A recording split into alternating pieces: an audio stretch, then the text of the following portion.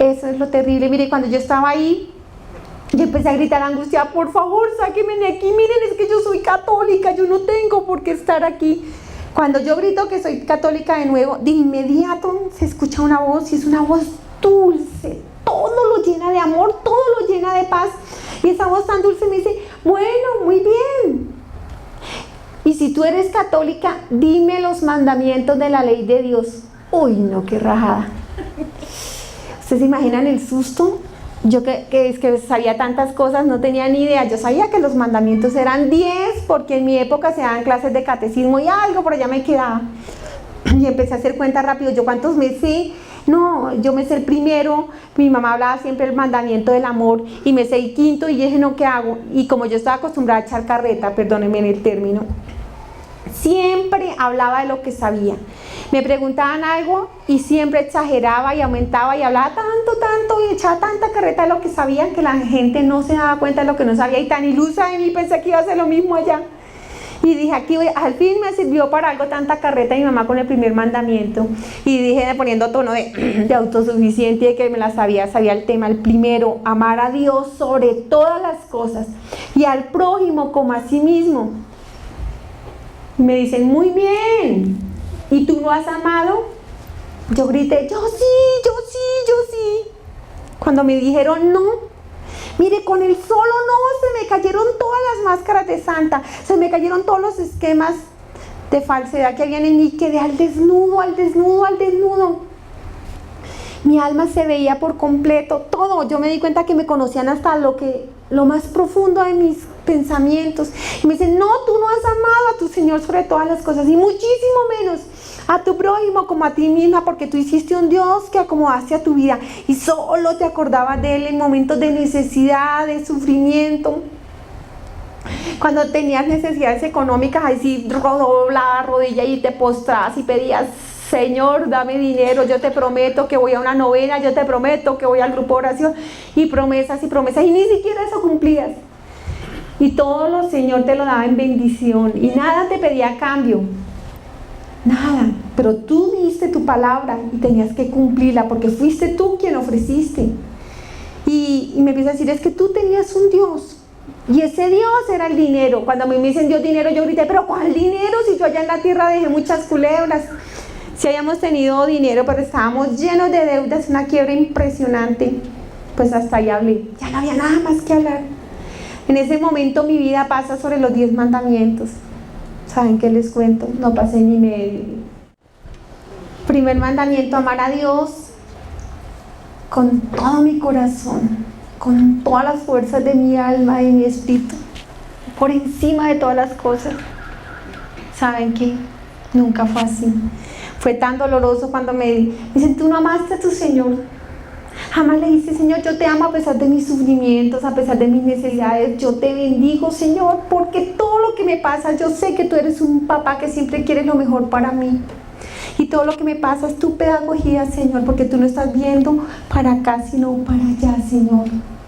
Tú siempre renegaste y maldecías de todo lo que te pasabas, Tú querías un Dios esclavo a tu voluntad, tú querías un Dios que cada vez que tenías necesidad te acercabas y una oración y ya querías bajar y solo pedías dinero. Jamás pediste conversión, jamás pediste que pudieras ser llena del Espíritu Santo, jamás diste gracias a tu Señor, eras desagradecida.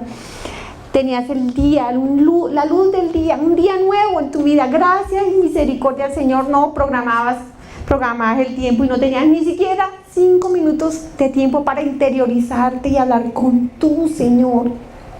Nunca cultivaste tu fe, jamás. Tu Señor siempre te buscó y tú fuiste sorda y ciega porque de Dios solo querías dinero y bienestar y prosperidad económica.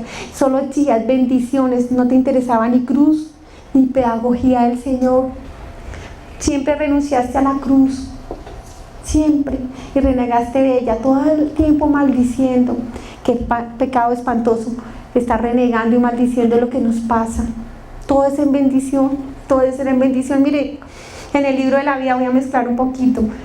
Cuando nosotros quedamos en la ruina teniendo tanto dinero, yo renegaba y maldecía, claro, ¿cuál Dios? Yo ayudaba a los pobres, daba mercados, pagaba estudios, y usted sí me dejó en la ruina, si usted existe, sí es mucha miserableza que usted haga eso conmigo. Si yo no hubiera ayudado a los pobres, usted no me quita la plata, pero sí ve cómo se porta conmigo. En el libro de la vida está toda la vida de uno, todo, desde el momento de la fecundación. Mire, no se alcanzaba a tocar las celulitas de mis padres a hacer así, no alcanzaban a tocarse así cuando había un chas, una explosión, una chispa, algo se explotaba bellísimo y se formaba una luz hermosa, un sol gigante en mi alma. Un par de celulitas así que no llevaban ni medio segundo de fecundada, ni milésimas, y tenía un alma gigante y el espíritu así radiante, brillando hacia arriba. Y ese espíritu y esa alma hablaba con el Señor. Era madura, adulta, no tenía ni un segundo de fecundada. Y en ese diálogo el Señor me mostraba qué país iba a venir, cuál era la familia donde iba a llegar, cuáles eran los pecados de mi familia, cuáles eran sus necesidades, cuál era la necesidad del país donde venía y todo eso. Y yo lloraba, y yo me acuerdo, lloraba de amor, y yo decía, ay Señor, yo te quiero ayudar, yo te quería ayudar con tantas cosas. Y el Señor me deja, una de las que escogí, me dejó lo más fácil de todo lo que yo escogía, que quería hacer. Me dejó lo más fácil y de inmediato ese sol gigante, que yo sabía que allá estaba Papá Dios, que allá estaba, y que de toda esa luz que bajaba de ahí era el Espíritu Santo, y que allá estaba Papá Dios, que allá estaba Jesús dentro de esa luz que yo no podía entrar a ella. Salió como si fuera un fuego, como si fuera algo brillantísimo, como una chispa hermosa, como un fuego que nunca se apagó, y entró en mi interior y eran los talentos. Y esos talentos me tenían unida al Señor, y me di cuenta que los talentos eran un pedazo del Señor, de una cualidad de Dios viviendo en mí. Esos talentos me daban las bendiciones y las gracias para poder hacer la obra del Señor, extender el reino de los cielos, vencer. Esto es una batalla, es una guerra, pero es una guerra espiritual. Y venía a batallar y a vencer al imperio de las tinieblas por la gracia de Jesucristo. Y en el libro de la vida ve uno todo lo espiritual, que es lo que uno no ve. El libro de la vida es volver a ver la vida de uno en una película así, en un instante. Y uno es el protagonista, pero a la vez uno es el juez, porque uno está ahí viviendo todo igualito, tal cual. Por ejemplo, cuando ustedes se mueran o yo me muera, no importa quién se vaya primero, nos volvemos a encontrar en el libro de la vida, en el eterno presente de Dios. Y entonces, ¿cómo nos vamos a ver? Sí, nos vamos a ver la carne, cómo estamos vestidos y todo, pero eso es lo que menos va a interesar. Uno aquí es preocupado si la persona es gorda, si es flaca, si está bien vestida, si se paró bonito, si miró bonito, si es tierna. Allá no, allá se mira es el interior. Y allá todo se ve. Por ejemplo, cuando nombramos, nos vamos a ver el alma de cada uno. Nos vamos a ver el espíritu unido a Dios con luz, a pesar de que estemos bien negritos por dentro, nosotros llenos de pecado. Y lo más bello es que vamos a ver a Papá Dios con la Virgen, con los santos, todo el mundo ahí, cuidándonos, hablándonos, protegiéndonos. El Papá Dios en una ternura tan grande, en una presencia tan grande. Mire, un papá que lo cuida uno de todo. Mire, en el libro de la vida a mí me daba vergüenza de cuántas cosas me protegió el Señor que yo nunca me enteré. Y allá veía cuán grande era la protección de ese Papá Dios. Y yo renegaba de lo poquito que me pasaba, y lo poquito que me pasaba eran consecuencias de mis propios pecados y de mi alejamiento del Señor. Y vemos también lo otro, las fuerzas del mal con ese ejército espantoso y con toda esa cosa tan espantosa que él maneja. Y se ven los pensamientos. Miren, en el libro de la vida yo era hipócrita. Yo a todo el mundo le andaba diciendo cosas que no sentía. Ay, qué linda estás. Y por eso, uy, tan horrible esta vieja. Y uy, cómo estás de delgadita. Y por eso, uy, parece una marrana. O así, yo era muy hipócrita. Yo era muy falsa. Yo decía una cosa con la palabra, pero mi pensamiento tenía otra. ¿Saben cómo es el libro de la vida? Volvernos a ver. Yo veía a mi amiga cuando yo le decía, ay, qué linda estás. Y eso decía mi palabra primero. Pero allá se oye primero el pensamiento, porque el pensamiento es la verdad, es lo que hay uno. Y entonces cuando ya vi tan horrible esa vieja, y después decía qué linda es, esa es la diferencia. Los pensamientos hablan primero, porque los pensamientos es lo verdadero, es lo que hay en el interior del corazón de nosotros. De nada vale la hipocresía y la apariencia, y aparentar uno aquí.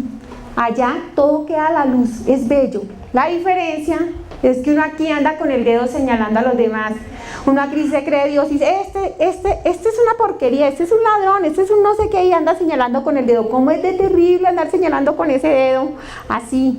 Pero cuando uno anda señalando así y juzgando con los ojos de carne, como decía el Señor, ojos de carne, mirando el exterior, los tres ojos del Señor se devuelven a uno.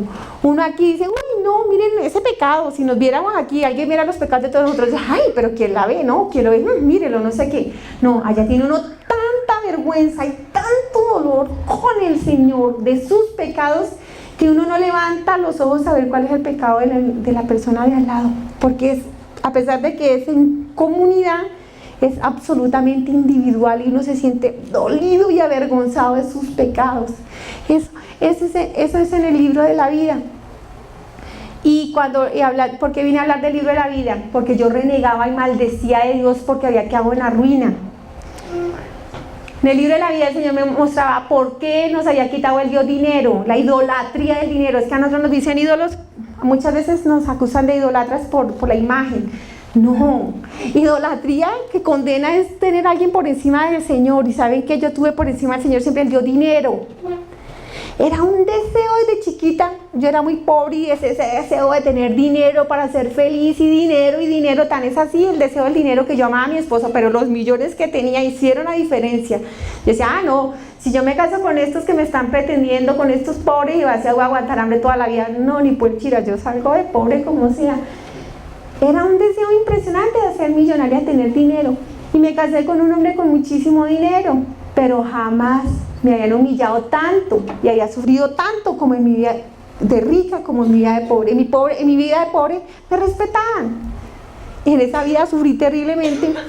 Sin embargo, para mí era una maravilla poder girar los cheques, ir a los gimnasios, comprar la ropa más cara, irme a los salones de moda, estar en las tabernas, en todas partes. El Señor estaba conmovido, porque ese Dios dinero nos tenía en el infierno viviendo. Es que uno cree que el infierno empieza allá, empieza desde acá, porque uno en el momento en que le abre la puerta a Satanás, ustedes vieran cómo es ese atrevido. Él nos respeta, Dios siempre respeta la libertad de nosotros. Él siempre está al pie de nosotros y nos invita a que cambiemos, nos envía instrumentos, a mí me hablaban los sacerdotes, las religiosas, las profesoras, porque en mi época los profesores eran cristianos y evangelizaban. No botaban los chinos al infierno, como tristemente sucede con tanto libre pensador ahora. Eran personas cristianas y me mandaba el Señor personas a que volviera a Él. Y cuando yo no escuchaba a nadie afuera, Él me gritaba en el interior. Y el único que hacía era quitarme apegos y quitarme cositas.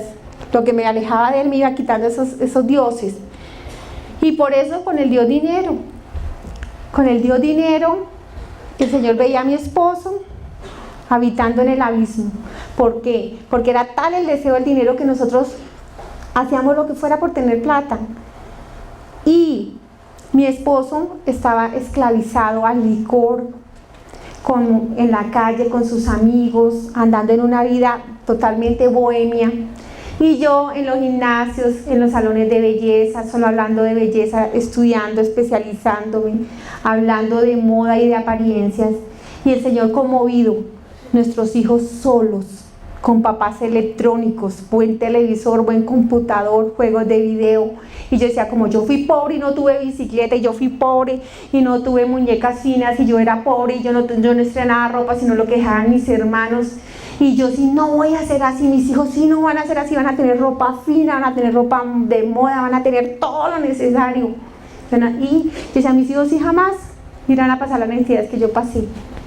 Pues el Señor estaba conmovido y decía que mis hijos estaban en una cuna de oro con todo lo necesario, con ropa de moda, y los había esclavizado a las modas y al consumismo, que ellos bebés acaso iban a saber si yo lo había comprado en el mejor almacén de Unicentro, del Lago, si era importado, si lo había comprado en el Agache. No, yo no sabía en quién les enseñó yo los esclavicé a todo eso.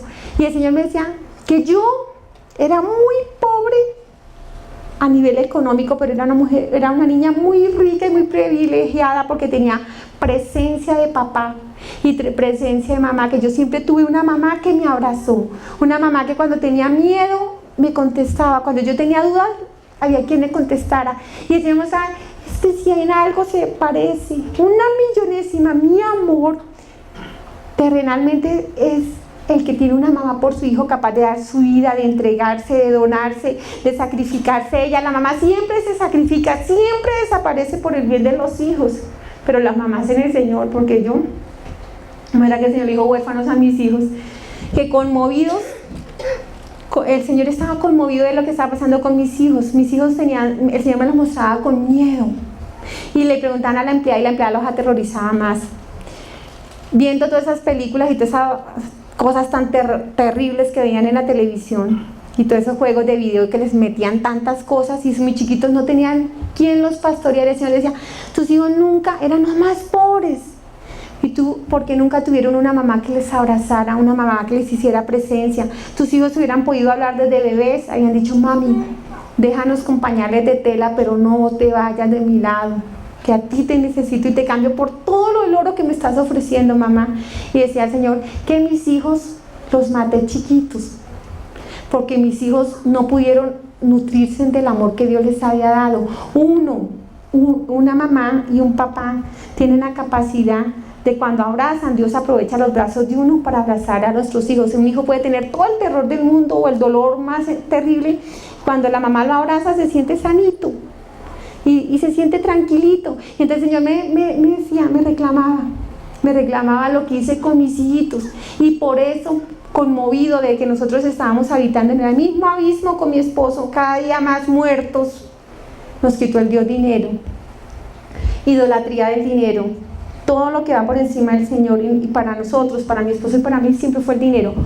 Del primer mandamiento es pecado espantoso, espantosísimo, no tener el tiempo para el Señor. ¿Por qué? Porque mi fe no la alimenté. La oración, la vida sacramental, yo totalmente lejos de Dios, renegando absolutamente todo lo que fuera Dios. De Dios no quería que me incomodara la vida. Yo quería un Dios chévere que me dijera, todo bien mi hija, que haga todo lo que quiera, que yo soy solo misericordia. Y plata, mi hija, toda la que quiera. Ese era el Dios que a mí me servía. Brujería. A los 13 años de mi vida, se lo hablo con el libro de la vida, le entregué la vida a Satanás. ¿Saben cómo? ¿Y qué es el soldado de Satanás? Uno viene a ser soldado de Jesucristo a una batalla. La batalla de extender el reino del amor, la luz de Dios que brilla en nosotros, no porque nosotros seamos nada, sino porque Dios actúa en nosotros. Que uno viene a vencer el odio, que es oscuridad, con el amor de Dios en nosotros. Y cómo desafortunadamente, si tú no eres soldado del Señor, Satanás te acoge y te ofrece el pecado, y te lo ofrece bien lindo, bien agradable, un paquete hermoso, y te dice por qué lo necesitas, y te dice lo chévere que es, y tan pronto tú le firmas el pagaré y le aceptas, de inmediato le abres la puerta y él entra ahí, porque esa alma blanca, que era la mía, blanca.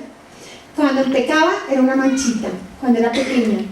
Hasta los 12 años el Señor le reclamaba mis pecados a mis padres, hasta los 12 años, porque ellos estaban obligados a evangelizarme, a mostrarme, tener presencia viva de Dios, no solo darme cosas y qué buen colegio y qué buena universidad y todo eso. Y ellos tuvieron presencia viva, terrible con mis hijos.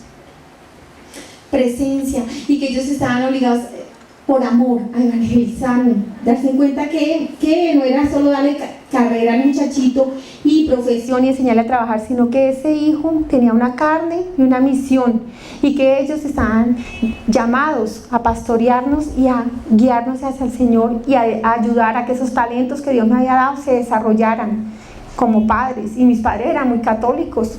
Es muy doloroso ver cómo esa niña que venía a ser una soldada de Jesucristo termina arrastrada a las tinieblas. A los 13 años, una amiga llegó emocionada al colegio a decir que había ido donde una bruja, la machera, que era barata, que le había adivinado el pasado, el futuro, el presente. ¿Se quedó ahí con el pecado ella? No. Cuando uno le firma un pagaré a Satanás, hay dos cosas que se compromete. Uno, le dice, entre aquí en el templo del Espíritu Santo y viva aquí bien chévere en el templo del Espíritu Santo, y vaya creciendo y vaya amargándome y vaya alejándome de Dios. Le da casa, le da habitación y le da hospedaje, y entra aquí. Uno, y de inmediato que entra aquí usted se vuelve un soldado de él, y él cuando entra ahí no respeta la libertad. Cuando uno le abre la puerta no respeta la libertad, lo hace esclavo. Mire, yo empecé fumándome un cigarrillo, terminé fumándome montones, pero ahí no pagó mi misión. ¿A cuánta gente le enseñé a fumar? Entonces se vuelve un soldado del mal y extiende el pecado, extiende la maldad. ¿Cuánta gente contamina? Pues así pasó con mi amiga.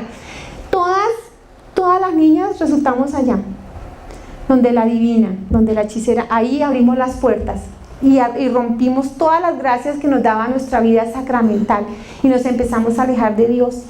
Desde ahí el pecado terrible, la brujería, la hechicería y todo lo que le contaba. Yo me anduve por casi toda la nueva era creyendo en el poder mental y viendo a la gente ignorante y que yo las manejaba a punto de poder mental y una cantidad de cosas impresionantes. La idolatría tan grande, que iba a estar Dios por encima de todas las cosas y estaba por debajo de mis pies. Dios me incomodaba, yo estaba por encima de Dios al punto de negarlo, de renegar de Él. Eso fue un pecado espantosísimo. La brujería. En el momento en que yo fui allá, me volví agüerista, todo era agüero, que si se me regó la sal, que si me paré por el pie derecho, que si me bajé, que si la cartera se me cayó al piso, que si se me rompió un espejo, todo agüero. ¿Ustedes se imaginan la vergüenza en el libro de la vida? El accidente fue un viernes y un domingo estaba tan desesperada esa quiebra, tan desesperada que eso nada que parábamos y era más y más en caída nosotros, que una paciente me convenció y me dijo: mire, doctora, es que le cayeron las malas energías y las salaron, y usted muy bobita, porque usted no hace nada para eso. Mira, a nosotros sí nos va muy bien y somos muy prósperos y no sé qué hiciste más, porque nosotros sí estamos pendientes y yo le he visto las malas energías por aquí hiciste más. Si usted quiere, vengo y le hago un riguito. Le dije: no, ¿cómo se le ocurre con los pacientes? Me da vergüenza que usted echando aguas aquí y todo eso. Le dijo: no, fresca, yo vengo el domingo. Todos se lo facilitan a uno, con tal de que peque, todos se lo facilitan. Pues fue el domingo, antes de estar yo entregando cuentas al Señor, que me estaba viendo el libro de la vida, con mi paciente, ella echando unas aguas verdes y regando todo eso. Mire, como un verde espiritual allá. Cada vez que yo echaba esas aguas, de inmediato se llenaban de unas cosas negras babosas por todo el consultorio. Y llegó en un rincón y me puso una penca de sábila. Una penca de sábila en un rincón. Miren, ahí era la puerta del infierno, en esa penca de sábila. Ahí abrí la puerta del infierno. Fue espantoso. Y estaba muy preocupada porque en mi carta astral decían que cada 80 años Saturno giraba y empezaba una prosperidad económica machísima. Yo estaba en una emoción: ay, al fin voy a salir de esta ruina, ya casi entra, no sé qué, como llega Sagitaria casada con Géminis, bueno, una cantidad de bestialidades. Así me le aparecía al Señor, así, esclavizada de Satanás y toda esa basura. Y ¿saben qué fue lo grave de toda esa basura? Que no se quedó conmigo. Me llevé a mi familia, me llevé a muchísima gente conocida y la llevaba donde su tanita, que era acertadísima. Fue gravísimo lo que hice yo con mi cuñada, que el esposo le era infiel y no sé qué hice más, y yo me la llevé para donde una persona. Yo nunca hice esas cosas, pero sabía que las hacían y dije: no hay que ser boba. Y ella empezó a hacer barbarie, yo acompañando a esa persona a enterrar cosas para que el esposo volviera. Una cantidad de cosas espantosas, aberrantes, que para que el esposo volviera a ella. Eso fue espantoso en el primer mandamiento. Otro pecado terrible se llama Eucaristía, la burla de la Eucaristía. Qué dolor tan grande. Yo cuando veía que estaban levantando al Señor en la hostia consagrada, yo decía: pues estos curas de verdad se inventan unos cuentos, que es que ahí está Dios. No, pero es que eso sí es una imaginación, eso es una oblea, decía yo, esa es una oblea, ahí que va a estar Dios. Y yo ya le echaran arequipito a esos curas, hasta se les vendía, porque es que le cuento que eso no sabe ni a sal ni a dulce, eso es más fea esa. Y sobre todo que el pecado no se quedó en mí, dañé a muchísima gente con eso. Fue una abominación, una vergüenza espantosa. Mire, ver al Señor cuando el sacerdote está levantando la Eucaristía, se hace una luz tan intensísima, un sol gigante, ese sol gigante en la entrada al cielo, y me di cuenta, esa entrada al cielo era la luz que yo vi a la entrada allá, que yo decía que una luz gigante, que bajaba una luz grandísima a la Eucaristía. La puerta al cielo se llama Eucaristía, Jesús Eucaristía, puerta al cielo. Y yo burlándome de ella, y cómo me dio de dolor tan grande viendo que así el sacerdote fuera el que fuera. Y así la iglesia hiciera o no hiciera las cosas tal cual, el Señor respalda a sus hijitos. Y como el Señor bajaba y quedaba todo resplandeciente. La luz del Señor era una luz que nadie podía, era un resplandor. Y todos quedamos re blanquitos en la Eucaristía. Y el sacerdote así, re brillante, en un blancor grandísimo. Y en ese momento levanta la Eucaristía. Y me doy cuenta que es Papá Dios que toma al sacerdote y viene a alimentar a sus hijos, y nosotros somos los hijos y nos da pan de vida a su hijo. Y una persona que recibe el pan de vida, en ese momento se llena de un amor y de una ternura, pero cuando lo hace de verdad, no así como así mecánicamente, ritualistamente, con el chicle aquí al lado sin entender lo que está haciendo. Y lo más grave, sin confesión. Satanás fue muy astuto conmigo. Yo hasta los 12 años más o menos tenía una relación muy chévere, muy linda con el Señor, a pesar de ser pobre. Y es más, les confieso que yo en las Eucaristías veía, yo era, ya llegó papá Dios, todo estaba iluminado. Yo alcanzaba a ver esas cosas chiquitas y a mí todo el mundo me pellizcaba y nadie se hacía así como conmigo porque les daba pena, porque yo me emocionaba y yo veía, y cuando yo recibía la Eucaristía eso me llenaba de un amor y de una ternura y todo lo veía lindo y me volvía a tener amor por todo el mundo, porque eso lleva la Eucaristía. Papá Dios da a su Hijo y su Hijo nos llena de amor. Y cuando nos llenamos de amor nos unimos con Papá Dios a través de su Hijo y abrimos los brazos en cruz y miramos a nuestros hermanos llenos de amor y ternura. Eso se llama común unión. Y Satanás, ¿qué hace? A los 13 años, cuando me empecé a volar con mis amigas, primero a la brujería, luego a ver películas pornográficas y todas esas cosas, me empecé a ensuciar. Y lo primero que hace el maligno es alejarme de la confesión. Astuto. Claro, ¿saben por qué? ¿Saben que la confesión es un lavadero de almas? Es una lavadora, pero no se lava con agua y jabón, sino con la sangre del Señor. Yo hacía una época unas confesiones muy lindas, me dolía el pecado y me iba arrepentida y lloraba y me confesaba, y que salía livianita y contenta, pero mi alma se desocupaba. ¿Cómo fue mi alma cuando salió de las manos del Señor? Llenísima de Dios, rebosante del amor de Dios, botaba amor y luz. Y cuando estaba yo llenísima de amor y blanquita mi alma, había una característica: tenía paz y tenía muchísimo amor por los necesitados, el pobre, cualquier persona que sufría. A mí me conmovía y yo quería ayudarlo, así fuera bien pobre, a mí me parecía fácil ayudar. Pero cuando empecé a llenarme de pecado y empieza Satanás a habitar aquí, me voy desocupando de Dios, me empieza a interesar muy poco los necesitados y empiezo a pensar en mí misma y en tener plata, y me vuelvo egoísta, me vuelvo envidiosa, me vuelvo chismosa, me vuelvo mentirosa, me vuelvo exagerada, me vuelvo hipócrita y empiezo a llenarme de toda esa inmundicia, de toda esa oscuridad. Me vuelvo esclava a la brujería, a la adivinación, a la suerte, a los agüeros. Me voy desocupando de Dios. ¿Qué hace la confesión? En la confesión el Señor Jesús, llenito de sangre, porque es que lo que pasa es que uno dice que al Señor lo crucificaron hace 2000 años, pero es que es en el tiempo de nosotros 2000 años, allá no hay tiempo, todo es presente. Y en ese eterno presente del Señor Jesús, cada vez que pecamos nosotros le dolemos más que los mismos judíos, porque nosotros, conociendo a Dios, le golpeamos más duro. Y en ese momento llama el Señor a cuentas a Satanás. Cuando hay confesión, cuando hay dolor, cuando hay arrepentimiento, cuando uno llora el pecado, no cuando juegas a la confesión, porque Satanás le dice: fresca, mija, peque el miércoles, que el domingo se confiesa y listo, que usted va para el cielo. No, la confesión lleva a una sanación interior.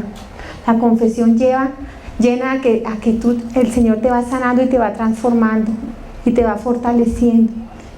Yo me confesé